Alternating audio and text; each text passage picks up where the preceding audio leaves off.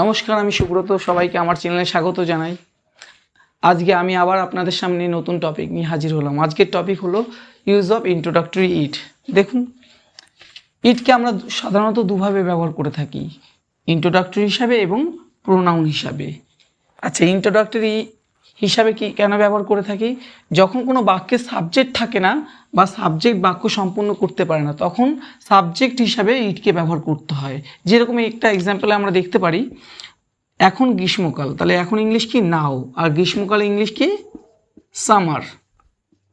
তাহলে বাক্যটা যদি বলি নাও সামার বা সামার নাও, বাক্যটা তো সম্পূর্ণ হচ্ছে না, তাই আমাকে ইটের ব্যবহার করতে হবে। তাই প্রথম কি কাকে আনলাম?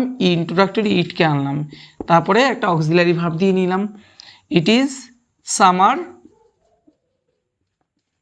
নাও। ইট যেসব বিশেষ ক্ষেত্রে ইটের ব্যবহার হয় সেই বিশেষ ক্ষেত্রগুলো আগে লিখে নিই।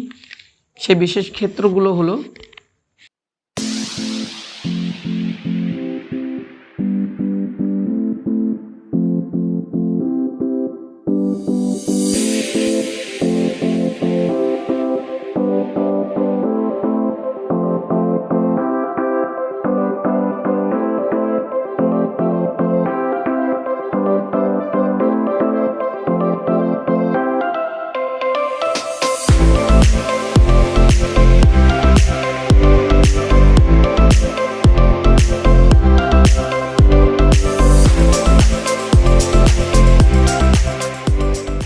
তাহলে আমরা ইটকে কোথায় কোথায় ব্যবহার করতে পারি? আমরা ইটকে ব্যবহার করতে পারি আবহাওয়া বোঝালে, ঋতু বোঝালে, সময় বোঝালে, অবস্থা বা স্থান বোঝালে, এবং কোনো বাক্যের উপর জোর দিয়ে কিছু বলতে গেলে ইটকে ব্যবহার করতে হয়, এবং প্রোনাউন হিসাবে ইটকে ব্যবহার করা হয়। এবং আমরা আজকে প্রত্যেকটা জিনিস ইন ডিটেলস আমরা শিখব। দেখুন,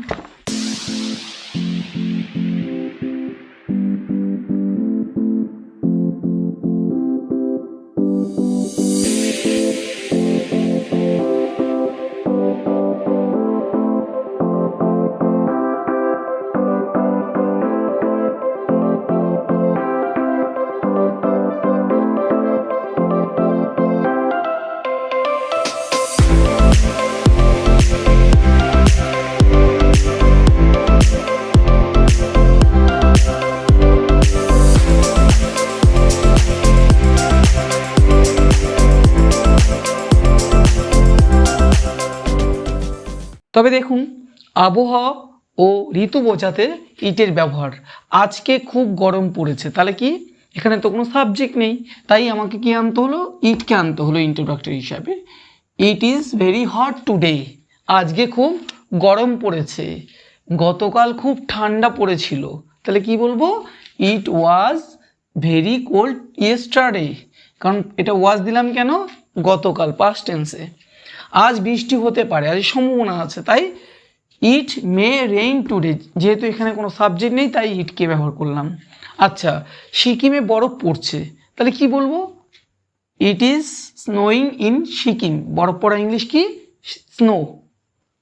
এবং যেহেতু এটা কন্টিনিউ চলছে, তাই কন্টিনিউয়াস টেন্সে ব্যবহার করলাম, it is snowing in Sikkim. এখন শীতকাল নয়, তাহলে কি বলবো? ইট ইজ নট উইন্টার নাও। যখন আমরা এই জাতীয় বাক্য দেখব, তখন আমরা সবসময় সাবজেক্ট হিসাবে ইটকে ব্যবহার করব।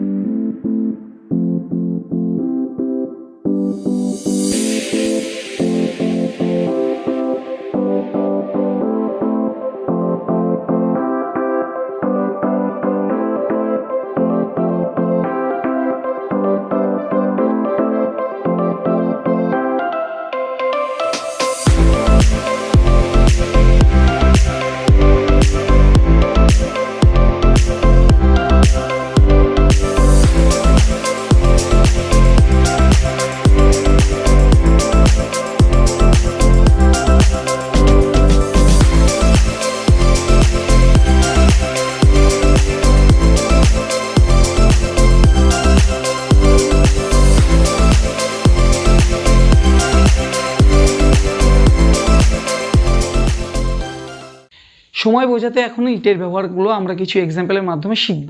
দেখুন এখন 4টে বাজে, এই বাক্যে কোনো সাবজেক্ট নেই, তাই আমাকে ইটকে আনতে হলো। ইট ইজ 4 PM অথবা ইট ইজ 4 o'clock, দুটোই বলা যায়। এখন 5:30 বাজে, ইট ইজ 5:30। এখন 5টা বাজতে 10 মিনিট বাকি, ইট ইজ 10 minutes to 5, অথবা 10 মিনিটস যদি আপনি না লেখেন শুধু 10 বলে দিলেই হবে, ইট ইজ 10 to 5।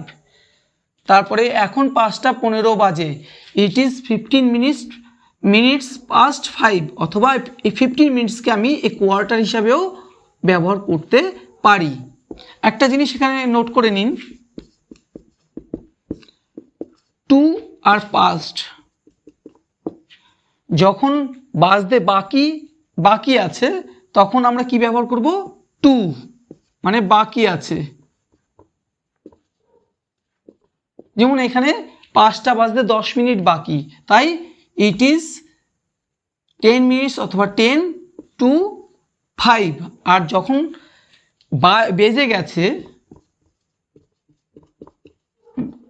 গেছে বোঝাবে তখন পাস্ট ব্যবহার করব। তখন কি ব্যবহার করব না, পাস্ট। দেখুন এখানে ইট ইজ 15 minutes past 5, মানে 5টা বেজে 15 হয়ে গেছে। যখন বেজে গেছে তখন পাস্ট ব্যবহার করব, আর যখন বাজেনি তখন টু ব্যবহার করব আমরা। বোঝা গেল? তাহলে পরের এক্সাম্পলটা আসুন।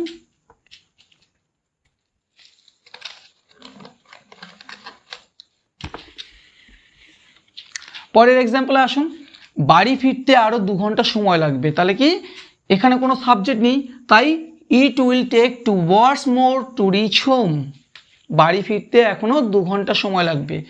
আবার আরেকটা এক্সাম্পলে আসুন, কাজটা শেষ করতে আমার 2 ঘন্টা লেগেছিল। তাহলে কার লেগেছিল, আমার। কাজটা শেষ করতে 2 ঘন্টা লেগেছিল, তাহলে কি ইট took me 2 hours to finish the work। বোঝা গেল? বাক্যে কোনো কিছু জোর দিয়ে বোঝাতে গেলে ইটের ব্যবহার করব আমরা। আচ্ছা দেখো, তুমি আমার পেনটা নিয়েছো। তুমি আমার পেনটা নিয়েছো, আমি জোর দিয়ে বলছি তুমি নিয়েছো। তাহলে কি হবে এখানে, it is you who have taken my pen. বোঝা গেল? আরেকটা এক্সাম্পল নিলে আর একটু ক্লিয়ার হবে। রাম ই কাজটা করেছে। রামই কাজটা করেছে। এই রামের উপর আমি জোর দিচ্ছি, তার জন্য আমাকে ইটের ব্যবহার করতে হবে। তাহলে কি it is Ram who has done this work. রামই কাজটা করেছে, it is Ram who has done this work. আচ্ছা, কোনো অবস্থা ও পরিস্থিতি বোঝাতে আমরা ইটের ব্যবহার করব। জায়গাটা খুব সুন্দর, তাহলে কি হবে, it is very beautiful place. জায়গাটা খুব সুন্দর। এটা আমার দুর্ভাগ্য, তাহলে কি হবে, ইট ইজ মাই মিসফরচুন।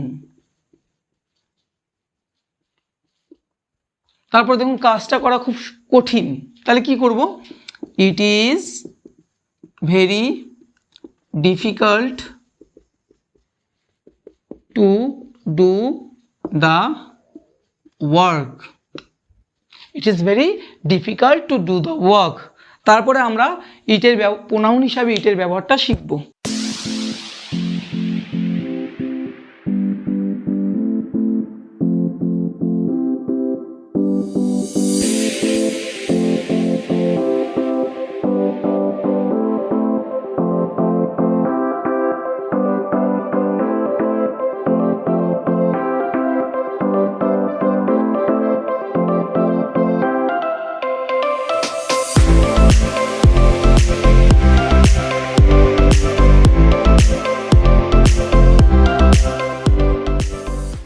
এখন আমরা প্রোনাউন হিসাবে ইটের ব্যবহার শিখব।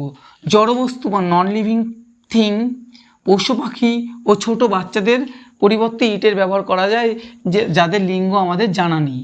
যেরকম এক্সাম্পলের সাহায্যে আমরা সেটা শিখতে পারি কি আমি একটি ঘড়ি কিনেছি কিন্তু এটা কাজ করছে না, তাহলে কি আই হ্যাভ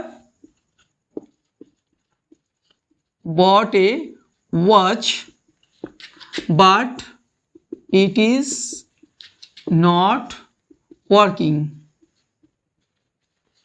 তাহলে আমি একটা ঘড়ি কিনেছি কিন্তু এটা কাজ করছে না। দেখুন ঘড়ি একটা জড়বস্তু, এই জড়বস্তুর প্রোনাউন হিসাবে আমরা কি ব্যবহার করছি? ইটকে ব্যবহার করছি। তাহলে বোঝা গেল ওয়াচের পরিবর্তে আমরা এখানে কি করছি? ইটের ব্যবহার করছি। পরের এক্সাম্পলে দেখুন আমি একটা সিংহ দেখেছিলাম কিন্তু ওটা ঘুমোচ্ছিল, তাহলে I saw a lion but it was sleeping.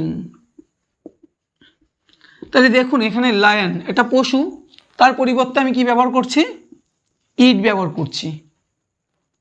তাহলে বোঝা গেল আমরা লায়নের পরিবর্তে প্রোনাউন হিসাবে আমরা ইট ব্যবহার করছি। তারপর দেখুন আমি একটি শিশু দেখেছিলাম তখন সে খেলা করছিল। আচ্ছা শিশুটা আমি ছেলে না মেয়ে আমি জানি না, সেক্ষেত্রে আমি ইটের ব্যবহার করতে পারি। দেখুন I saw a child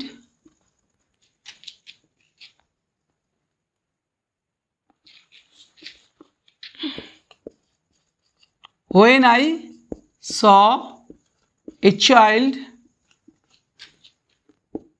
it was playing।